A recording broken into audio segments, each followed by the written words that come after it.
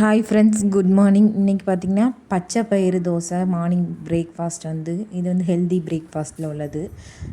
பச்சை பயிரை நைட்டே ஊற வச்சுட்டு அதில் வந்து அரிசியும் கொஞ்சம் ஊற வச்சிடணும். ரெண்டும் ஊற வச்சுட்டு அதுக்கப்புறம் காலையில் எழுந்திரிச்சோடனே ஒரு மிளகாய், கொஞ்சம் இஞ்சி, அதுக்கப்புறம் கொஞ்சோட ஜீரகம், அதுக்கப்புறம் பார்த்திங்கன்னா கொஞ்சம் தேவைக்கு ஏற்ற ஜீரகம், அதுக்கப்புறம் உப்பு போட்டு தேவைக்கு அளவான உப்பை போட்டு அரைச்சிட வேண்டியதான் மிக்சியில்.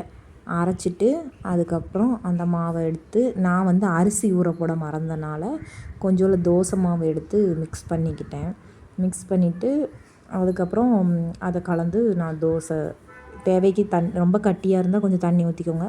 இல்லை நார்மலாக இருந்தால் ஊற்றுற பதத்தில் இருந்ததுன்னா தண்ணி தேவையில்லை. கலக்கிட்டு தோசைக்கல்ல ஊற்றிட வேண்டியதான். தோசைக்கல்ல ஊற்றிட்டு ஒன் சைடு வெந்ததுக்கப்புறம் திருப்பி மாற்றி போட்டால் அடுத்த சைடு எடுத்துட வேண்டியதான்.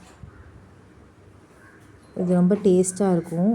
வெறுமனையும் சாப்பிட்லாம், இல்லைன்னா தக்காளி சட்னியோடு சாப்பிட்டா நல்லாயிருக்கும்.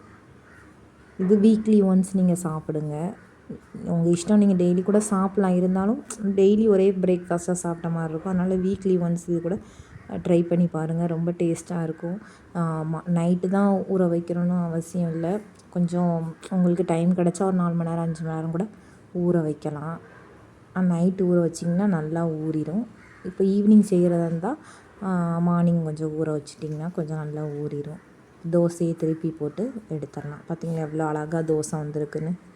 இதே மாதிரி நீங்களும் ட்ரை பண்ணி பாருங்கள். அப்புறம் சப்ஸ்கிரைப் பண்ணுங்கள், சப்போர்ட் பண்ணுங்கள், லைக் பண்ணுங்கள், தொடர்ந்து ஆதரவு கொடுங்க. சப்ஸ்கிரைபரோட கவுண்ட்டு கூடவே மாட்டேங்குது. வீடியோஸ் பார்க்குறீங்க, ஆனால் யாருமே சப்ஸ்கிரைபே பண்ண மாட்டேங்கிறீங்க. கொஞ்சம் சப்ஸ்கிரைப் பண்ணால் தான் எனக்கு மோட்டிவேஷனாக இருக்கும். வீடியோ வியூஸ் போகிற அளவுக்கு சப்ஸ்கிரைபரோட கவுண்ட் வந்து கூட மாட்டேங்குது. பாய் ஃப்ரெண்ட்ஸ், நாளைக்கு பார்ப்போம்.